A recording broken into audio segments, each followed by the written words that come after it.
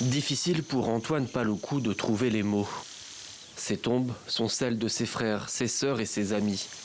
Tout a basculé en une journée. C'était le 15 octobre 2014.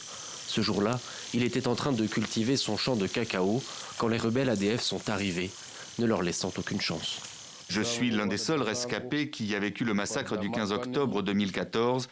Et pour moi, c'est toujours très douloureux de venir ici entretenir les tombes, mais ce sont nos frères.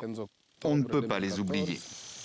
Ne pas oublier les victimes de cette guerre peu médiatisée et pourtant destructrice dans l'est de la RDC.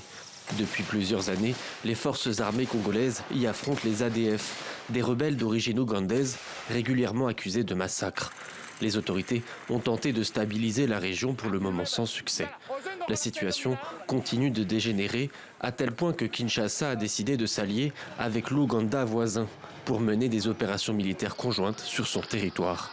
Un partenariat qui ravive de mauvais souvenirs pour Antoine, lui qui a connu le début des années 2000 et l'occupation par l'armée ougandaise de l'est de la RDC. Je me demande ce qui n'a pas marché pour qu'on en arrive à solliciter l'armée ougandaise, la même armée qui nous a fait tant souffrir et continue à le faire.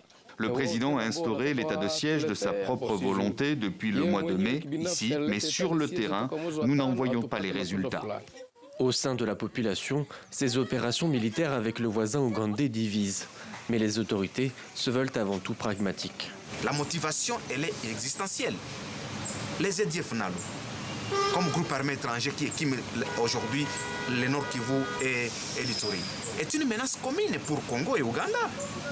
C'est une menace commune. Et à partir du moment où nous avons une menace commune, pourquoi on ne peut pas faire un front commun pour qu'on mette fin effectivement à cette menace-là. Donc moi je pense que les conditions sont réunies. Les autorités congolaises n'ont pour le moment pas précisé l'ampleur ni la durée de ces opérations conjointes.